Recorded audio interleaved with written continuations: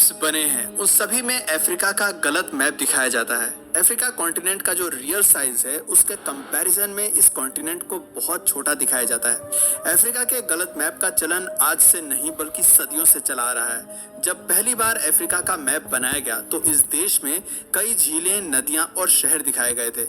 और शॉकिंग बात यह है कि ये सभी चीजें सहारा डेजर्ट के आसपास के हिस्से में दिखाई गई थी। अब तक कई कार्टोग्राफर अफ्रीका का मैप बना चुके हैं और एक्सपर्ट्स किसी भी मैप को रियल मानने से इनकार कर देते हैं। करीब 500 साल पहले अफ्रीका का पहला मैप बनकर तैयार किया गया था और उस मैप में न सिर्फ अफ्रीका में कई झील और नदियां दिखाई गई थी बल्कि सहारा रेगिस्तान के बीच में एक हरा भरा जंगल भी दिखाया गया था जिसका साइज टेक्सास शहर के बराबर था। आज जिस जगह पर सिर्फ रेगिस्तान नजर आता है, क्या वहां पर वाकई में पहले इतनी ग्रीनरी थी या फिर कार्टोग्राफर्स ने जानबूझकर अफ्रीका के गलत मैप्स बनाए थे? इसके अलावा अफ्रीका के मैप्स पर कुछ ऐसी चीजें भी दिखाई गई थी जिन्हें देखकर आपको अपनी आंखों पर यकीन नहीं होगा। आइए अफ्रीका के मैप्स की हिस्ट्री सॉल्व करने की कोशिश करते हैं। सेबेस्टियन मुंस्टर को हिस्ट्री के मोस्ट इन्फ्लुएंशियल कार्टोग्राफर की कैटेगरी में रखा जाता है क्योंकि वो पहले ऐसे शख्स थे जिन्होंने अफ्रीका के अलावा Europe, north America, south America और यहाँ तक कि एशियन कॉन्टिनेंट का भी मैप तैयार किया था। एशिया का पहला प्रिंटेड मैप तैयार करने का श्रेय भी सेबेस्टियन को ही जाता है। उन्होंने अफ्रीका का जो मैप तैयार किया था उसमें सहारा रीजन में कई लेक्स, रिवर्स, फॉरेस्ट दिखाए गए हैं और अपने मैप में उन्होंने अफ्रीका में कहीं भी रेगिस्तान को शामिल नहीं किया। सेबेस्टियन ने 16th सेंचुरी में अफ्रीका का नक्शा बनाया था और उसमें उन्होंने लेक्स और रिवर्स के किनारे ढेर सारे शहर भी दिखाए हैं। हैरानी की बात है कि आज से सिर्फ 500 साल पहले सहारा डेजर्ट वाले हिस्से में भला इतने शहर कैसे मुमकिन थे। यहाँ तक कि कई शहरों के चारों ओर फोर्टिफिकेशन और कुछ कैसल्स भी उनके मैप में देखने को मिले। सेबेस्टियन पहले ऐसे शख्स नहीं थे जिन्होंने अफ्रीका के मैप में कई शहर दिखाए थे। उनसे पहले साल 1375 में कैटालन एटलस के मेडिवियल वर्ल्ड मैप में भी अफ्रीका में कुछ बड़े अंपायर्स और शहर देखने को मिलते हैं। उस समय माली अंपायर में मानसा मूसा का शासन चल रहा था जिन्हें पृथ्वी पर अब तक का सबसे अमीर शख्स का दर्जा प्राप्त है। उनकी नेटवर्थ एलन मस्क की नेटवर्थ से भी डबल थी। साल 1450 में इटालियन कार्टोग्राफर मुरो ने भी एक वर्ल्ड मैप तैयार किया था जिसमें उन्होंने सहारा को एस्टॉनिशिंग सिटीज से घिरा हुआ दिखाया है। अगर वास्तव में अफ्रीका में इतने सारे शहर और सिविलाइजेशन मौजूद थी तो आखिर वो 500 सालों में लुप्त कैसे हो गई और कैसे हरे भरे जंगल अचानक वीरान रेगिस्तान में तब्दील हो गए। साल 1578 में मशहूर फ्लेमिश कार्टोग्राफर गिरनार्डस मरकोटर ने अफ्रीकन कॉन्टिनेंट में नदियों का एक बड़ा नेटवर्क दिखाया था। इसके अलावा इटालियन नागरिक फर्नांडो बटेली ने 1565 में बनाए मैप में दिखाया था कि अफ्रीका में कई बड़ी लेक्स हुआ करती थी जो रिवर सिस्टम से कनेक्टेड थी।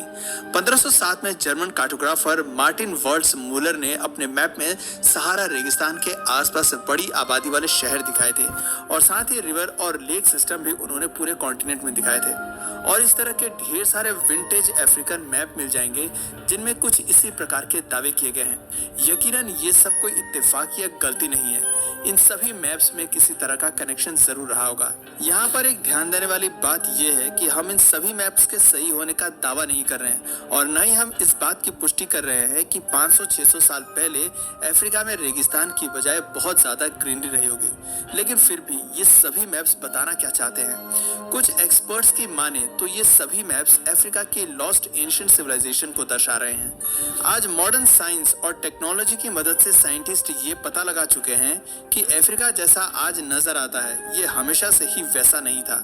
करीब 5 से 10 हजार साल पहले यहाँ पर ग्रीन और ट्रॉपिकल फॉरेस्ट हुआ करते थे। कई बार सोशल मीडिया पर इस तरह के मिथ फैलाए जाते हैं कि सहारा डेजर्ट मिलियन ऑफ ईयर्स पुराना है, लेकिन असल में ये एक नया रेगिस्तान और मुश्किल से 5000 साल पुराना है। क्लाइमेट चेंज के कारण अचानक अफ्रीकी कॉन्टिनेंट में तेजी से इकोलॉजिकल चेंजेस देखने को मिले, जबकि एक समय पर यहाँ रहने वाले लोग काफी खेती बाड़ी भी किया करते थे। एक पुर्तगाली मैप में काफी डिटेल में दिखाया गया है कि सहारा रीजन में पहले कितनी ग्रीनरी थी और लोग यहाँ पर फार्मिंग भी करते थे।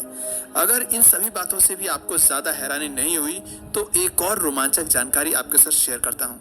5 5000 साल पहले सहारा के बिल्कुल बीच में एक विशाल फ्रेश वाटर लेक हुआ करती थी। उस लेक को मेगा चार्ड लेक कहा जाता था। ये दुनिया की सबसे बड़ी फ्रेश वाटर लेक हुआ करती थी।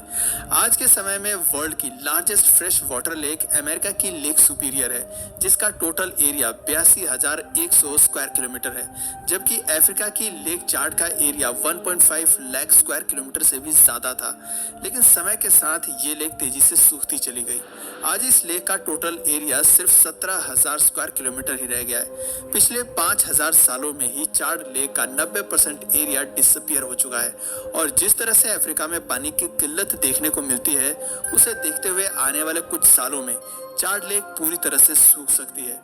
अगर वाकई में सहारा में इतनी विशाल लेक थी, तो इसके आसपास कई सारी सिविलाइजेशन के होने की बात को भी स्वीकारा जा सकता है। दोस्तों, साइंटिस्ट का मानना है कि 500-600 साल पहले के जो मैप्स अफ्रीका के देखने को मिलते हैं, वो असल में एंशिएंट अफ्रीका को दर्शाते हैं। ये सभी मैप्स टॉलेमी के मैप्स पर बेस्ड हैं, जिन्होंने 150 एडी में अफ्रीका का एक नक्शा बनाकर तैयार किया था।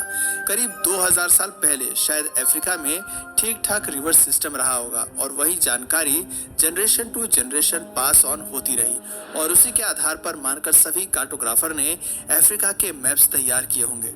15th सेंचुरी के आसपास कुछ कार्टोग्राफर्स ने जो मैप तैयार किए थे, उसमें अंटार्कटिका की कोस्ट लाइन भी दिखाई गई है, जबकि अंटार्कटिका की खोज साल 1820 में हुई थी। इससे एक बात तो साफ है कि कार्टोग्राफर ने खुद ट्रेवल कर सभी मैप्स नहीं बनाए थे। दूसरे मैप से इंस्पायर्ड होकर या फिर अलग अलग नक्शों को जोड़कर वर्ल्ड मैप और अलग अलग कॉन्टिनेंट के मैप तैयार किए थे। चलिए एक बार फिर से उसी मैप पर वापस आते हैं जहां से हमने वीडियो की स्टार्ट करी थी, सेबेस्टियन मुंस्टर के अफ्रीकन कॉन्टिनेंट के मैप से। उनके मैप में और भी कई सारी चीजें गौर करने वाली थी। वेस्टर्न सहारा रीजन में उन्होंने एक स्पेशल लोकेशन को मेंशन किया है। ये वही लोकेशन है जहां पर आज के समय में रिचर्ड स्ट्रक्चर बना हुआ है। सेबेस्टियन ने एक गोलाकार स्ट्रक्चर मैप में बना रखा है, और रिचर्ड स्ट्रक्चर भी बिल्कुल गोलाकार है। इसका डायमीटर करीब 45 किलोमीटर है। मॉरिटानिया में स्थित इस स्ट्रक्चर को आई ऑफ द सहारा डेजर्ट भी कहा जाता है। वैसे तो इस स्ट्रक्चर को जियोग्राफिकल फिनोमेना का नाम दे दिया जाता है, लेकिन कुछ थ्योरीज के मुताबिक यहाँ पर एक समृद्ध सिविलाइजेशन रहा करती थी। कुछ लोग इसे प्राचीन एटलांटिस शहर भी बताते हैं। इस शहर में नदियों और कैनाल्स का काफी अच्छा नेटवर्क था। सेबेस्टियन के नक्शे के मुताबिक भी वेस्टर्न सहारा के इस इलाके के आसपास कई नदियां बहती थी। ऐसे में क्या रिचर्ड स्ट्रक्चर से जुड़ी जो थ्योरीज हैं, क्या वो सच हैं? इस बारे में गहराई में रिसर्च की जरूरत है। साल 1581 में हेनरिच बंटिंग ने एक मैप बनाया था, जिसमें उन्होंने नॉर्थ अफ्रीका के एटलस माउंटेन से कई नदियों को निकलते हुए दिखाया है, और ये सभी नदियां भी रिचर्ड स्ट्रक्चर की ओर बह रही होती हैं। और कुछ इसी तरह का सिमिलर नक्शा रोमन अंपायर के समय में भी बनाया गया था, जिसमें एटलस पहाड़ों से नदियों को निकलते हुए दिखाया गया है, और इसके बाद ये नदियां अटलांटिक महासागर में जाकर मिल जाती हैं। सेबेस्टियन मुंस्टर के मैप को ध्यान से देखने पर एक और चीज पर आपका ध्यान जाएगा। उन्होंने अपने नक्शे में एक जायंट दिखाया है, जो बिना कपड़ों के बैठा हुआ है। यह जायंट नाइजीरिया और कैमरून वाले हिस्से में है। क्या इसके जरिए वो ये बताना चाहते थे कि प्राचीन समय में जायंट ह्यूमंस धरती पर घूमा करते थे?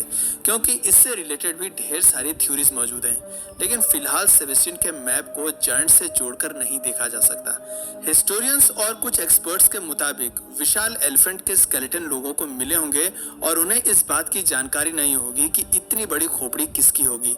उन्हें लगा होगा कि जरूर पहले के समय में विशाल आकार वाले मनुष्य धरती पर रहे होंगे, लेकिन असल में वो स्कल्स एलिफेंट का था, जिसे गलती से जायंट ह्यूमन का स्कल समझ लिया गया था, और उसी को सेबेस्टियन ने अपने मैप में दिखा दिया था।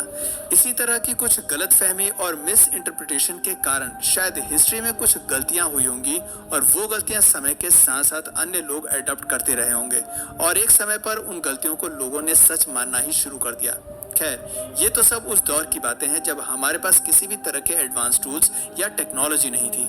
आज हमारे पास हर तरह के आधुनिक डिवाइसेस हैं, सैटेलाइट हैं, लेकिन फिर भी अब तक दुनिया का सही नक्शा हमें नहीं मिल पाया है। उदाहरण के तौर पर वर्ल्ड मैप पर ग्रीनलैंड को तकरीबन अफ्रीका के साइज का दिखाया जाता है, जबकि वास्तव में अफ्रीकन कॉन्टिनेंट ग्रीनलैंड से 14 गुना बड़ा है। ऐसे में किसी भी